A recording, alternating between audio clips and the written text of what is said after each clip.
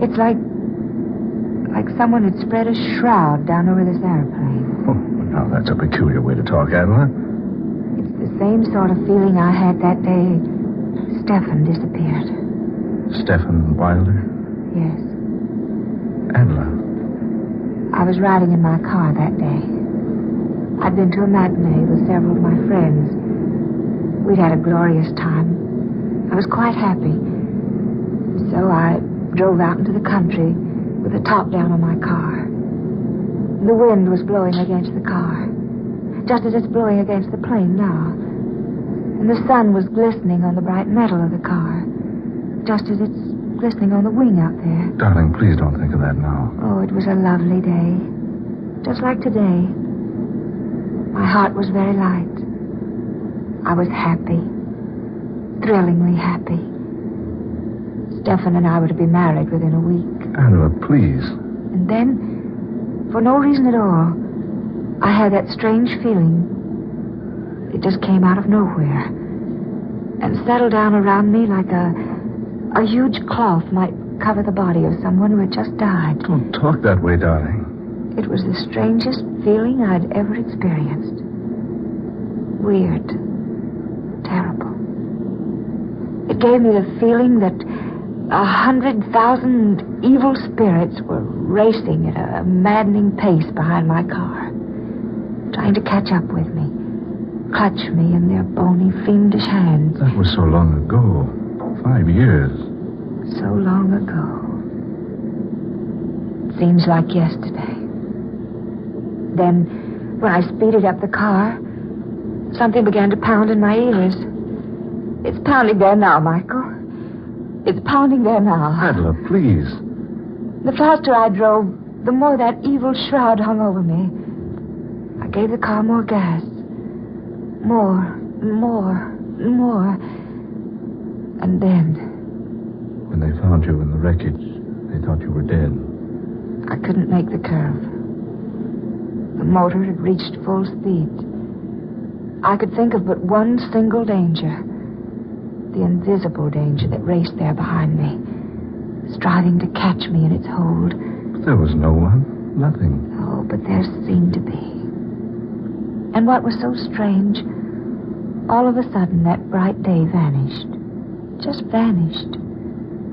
Clouds came out of nowhere and hid the sun from sight. Darling, I better pull down this shade on the window. Oh, Michael, wait a minute. Look. Look outside. Clouds. They're flying below them. And they've completely blotted out the sun. The sun will be out in a minute. Oh, it's just like that day. Clouds hiding the sun. Just like they did that day. Oh, just a coincidence. Dark, dreary clouds. Followed by loud bursts of thunder. Listen. Oh, Michael. What does it mean? Nothing at all. Just a thunderstorm. Pilot will go up and fly above it. Why didn't he go up above the storm when he saw it? Oh, I don't know. Because he didn't see it, that's why. Certainly he did. No. Oh, it came up. Just like that day 5 years ago. Out of nowhere. It came up before the pilot was even aware of it. Oh, nonsense. It wasn't nonsense 5 years ago. First clouds, then the thunder, then it began to rain. Well, look for yourself. It's not raining now. It's nothing but an electrical storm. See, we're going above it. Oh, Michael, I'm frightened. There's nothing to be frightened about. There, look. There's the sun again. It was all so strange. That feeling. The clouds hiding behind the sun. The thunder. Sure, but no rain. Mr. Brown? Oh, Michael. Darling, just the pilot talking to us over the talkback system. Push that button right there so I can answer. Mr. Brown, Miss Rhodes. Yes, pilot, what is it? Don't be alarmed about the storm. We're above it now. Oh, yes, thank you. Just an electrical storm, isn't it? No, sir. It's more than that. It's raining cats and dogs down there. Michael. Rain. Oh, Michael. We're up above the storm. Nothing can harm us here. You remember, don't you? I never saw Stefan Wilder again after that experience I had 5 years ago. Yes. Yes, I remember. No one ever saw him again. he just disappeared. Please, darling, don't think about it anymore today. You're tired. Perhaps a little rest would do you good. Oh, yes, you're right. I am tired. Just lie back and relax then. Honestly, sweet, there's nothing to be worried about. We just happened to run into a storm when you thought about that old experience of yours. I wonder, Michael. I wonder if we did just happen into the storm.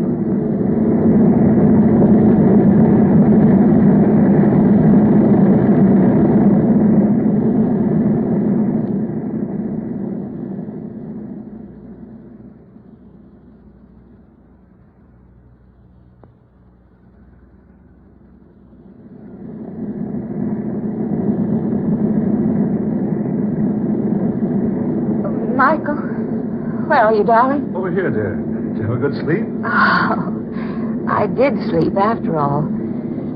Why are the lights out? Oh, I turned them out so you'd sleep as long as you could. Now I'll switch them back on. There. What time is it? 9:30. 9:30. Oh, Michael, I've been asleep more than 8 hours. I thought you'd never wake up. It's after dark, and you've had the lights off all this time just for me. Well, I guess I'd better admit I got a little sleep, too. Where are we now? Over Mexico. Hungry, dear? Oh, I'm famished. You know, I can't imagine what made me sleep so long. Oh, we land at Centella. We can get food there. Have we landed at all since I retired? No, we're circling now. Well, that's Centella down there. Oh. You better pretty up a bit. This is a secluded part of the country, but you never know who you're going to run into.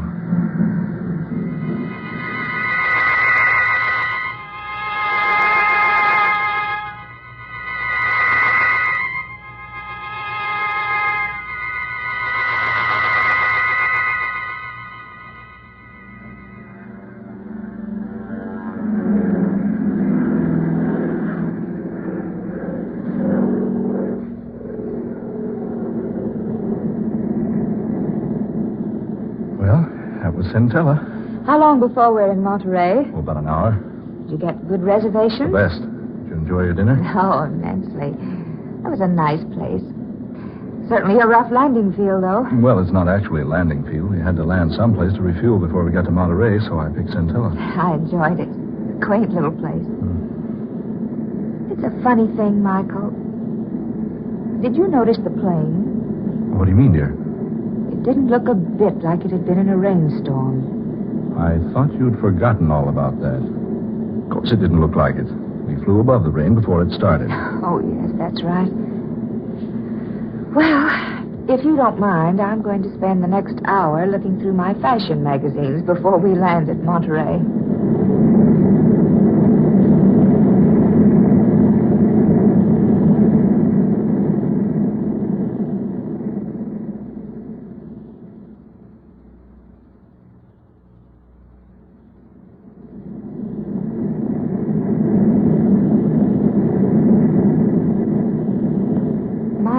Yes? Should we be over water? Water? Well, no, of course not. Well, we are. There's water all around us. Oh, let's see. Why, heaven, Adela, you're right. The pilot's off his course. Surely you must realize it. Oh, you better go up and find out. Yes, I will. I'll be right back. Hurry, Michael, for heaven's sake. Right. Oh, door to the pilot's cabin's locked. I say, pilot. Pilot. What's wrong, Michael? Oh, the door to this cabin is locked. Curtain over the windows pulled down inside. Pilot, open up. Look, he's raising the curtain. Michael. Good Lord. A thick, hairy arm. Michael. That's not our pilot at the controls. It's a monkey. A gorilla. Oh, Michael. Are we dreaming? No. No, it's true. A live gorilla piloting our plane. But that's impossible. No, confounded door's locked. Open this door. Open up. Oh, Michael, be careful. Look at him. Peering back at us. Those little beady eyes. And an expression on his face that... almost human. This is fantastic. How in the world did we ever come to be in the air with a creature like that? We had our regular pilot when we landed at Centella. I saw him climb down out of the cabin. So did I. But I never did see him again before we took off. Naturally, his back was to me when I gave him the go-ahead signal. Oh, Michael. Michael, now what? Oh, we're over land. It's bringing the plane down. Oh, Michael.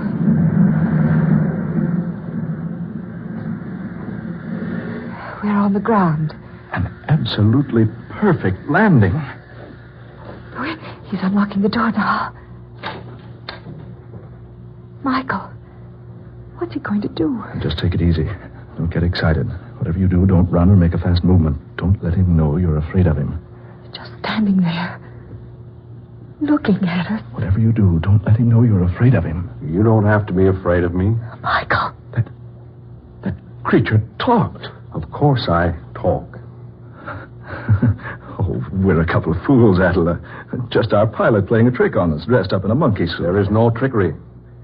I am not your original pilot. What? I joined you at Centella, where I came to meet you for Dr. Luther. Dr.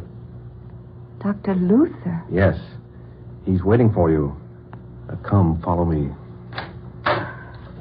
Steady, darling. Come on. We'd better follow him.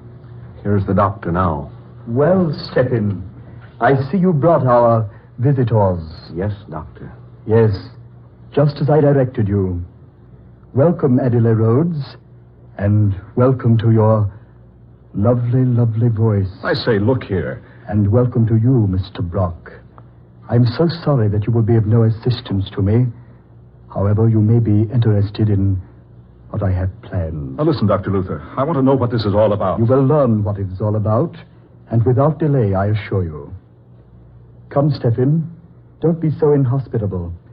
Show our guest into the laboratory.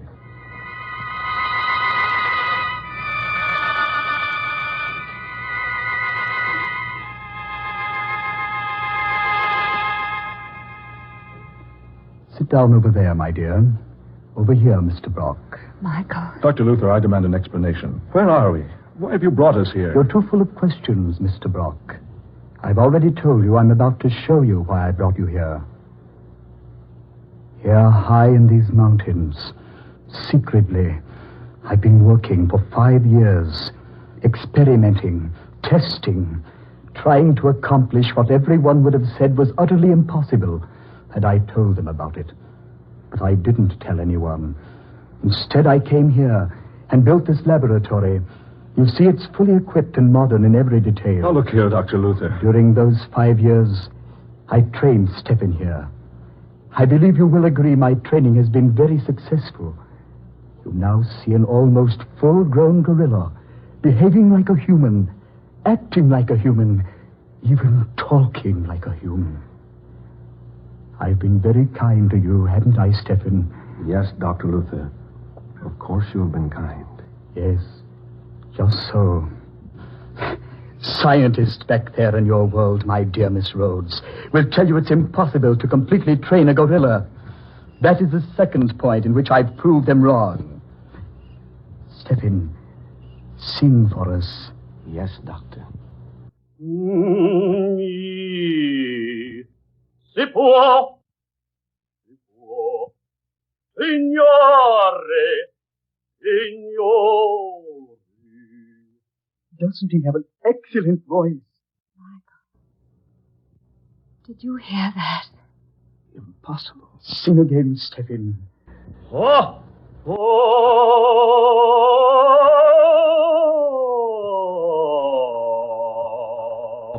You see, soon he will be world famous.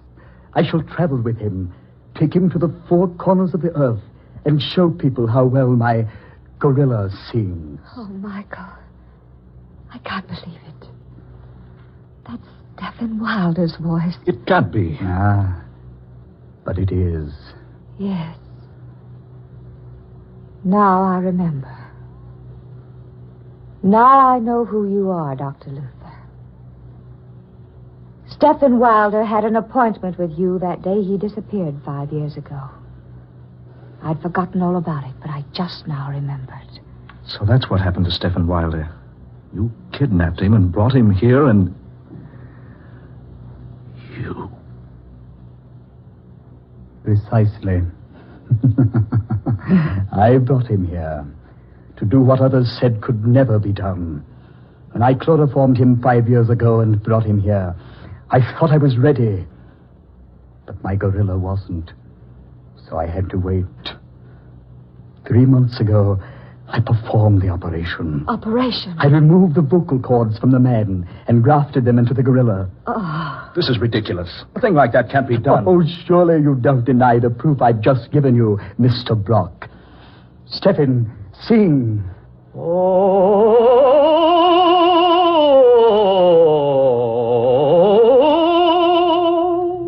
You recognized that voice, Miss Rhodes, the moment you heard it, because you'd sung operas with Mr. Wilder so much. That was the way he sang, to exercise his voice. Don't you both realize what I have here? The secret of an untold wealth. Why, besides knowing how to train this ferocious and morose type of animal, besides knowing how to transfer human vocal cords successfully, I have something I can exhibit to the world to prove my knowledge. Think of the fortune I can amass, because people will pay immense sums to see and hear my singing gorilla. Stop it. Stop it, I say. Why have you brought me here? Surely you could have spared me this. I will tell you why, Miss Rhodes. If you and Mr. Brock will step over here, The only place we're going to step is out of this place. you will do as I ask. Step in. These people are not to leave. Very well, Dr. Luther. Over here, if you please. Better do what he says, Adler. There. Go to this plate glass. Look into the next room. Another gorilla. Yes. Isn't it a fine specimen? Fine specimen. Yes, she. She? Oh, no. No. You're not planning. I've trained her very carefully. She was so much more responsive than the male. Now that she's able to obey me, I'm quite ready for the rest of my plans for her. Oh, no. No, you can't. I won't let you. I'll say he can't. Neither of you will be able to prevent it.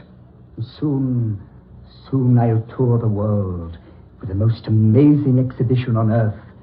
A male and a female gorilla singing all the world-famous operas. Look here, you... Wait a minute.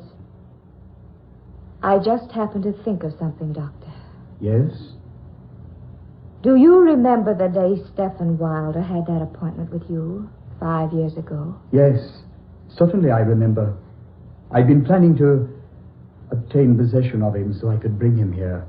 I was most pleased when he called and asked for an appointment. But did he tell you why he was calling upon you? I know. No, he didn't. He came to you, Dr. Luther, because he was losing his voice. You must be wrong. I am not wrong. I am the only one he told about it. It had been worrying him for a long time. You see, the more he sang, the worse his voice became. He was gradually losing it. But that's impossible. Do you think so, Doctor? You're a specialist on that subject. That's why he was coming to you that No, day. you must be wrong. After all the work I've done. Your gorilla will lose his voice, Dr. Luther. And I assure you, before you'll do anything to me, I'll see to it that my voice is ruined too. He won't. He can't. He's an excellent voice. Excellent. Yes, of course he is. We've worked together. I've trained him. His voice can't go bad on me now. Not now. Just when it's finally successful. Oh, you'll see, Dr. Luther. No, you're wrong. You're mistaken. He'll sing all right. He won't lose his voice. Will you, Stephen? No, of course not. You're in an excellent voice, Stephen. Sing. Sing, go ahead, Stephen. Show him. Si può, signore, signori. There, you see? Did you hear that? A beautiful quality, beautiful tones. Oh, Maria. Listen, Doctor. Stephen, what's wrong? Try again. Oh, Maria. Now you think I'm wrong. No, it's true. Stephen, you devil. After all I've done, after all my work, this is what I get as a reward. I've sacrificed everything. My position, my career, all my money, and this is what happens. Well, there's one way, Stephen. By heaven, there's one way. Get back, Adela. He got a gun. No, no, Dr. Luther! That bullet hit that beast, but look at him. Stop! No! No, Stephen! Stephen, no! Stephen, let go of me! Ah, Stephen!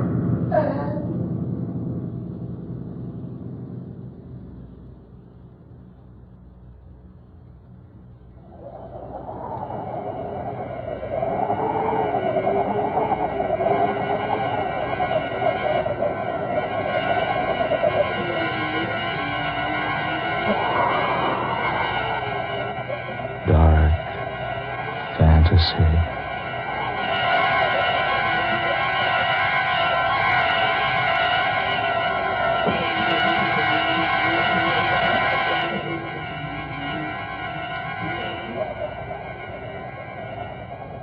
You have heard Spawn of the Subhuman, tonight's original tale of dark fantasy by Scott Bishop.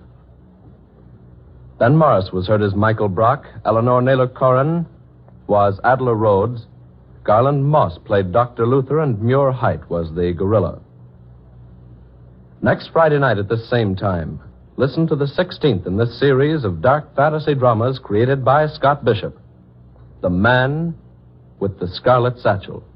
The story of an aged millionaire who receives a child's set of modeling clay as a practical joke, but who turns the gift into an incredible and weird instrument of destruction. Don't miss this unusual story next Friday night, The Man with the Scarlet Satchel. Tom Paxton speaking. Dark Fantasy comes to you from WKY, Oklahoma City. This is the National Broadcasting Company.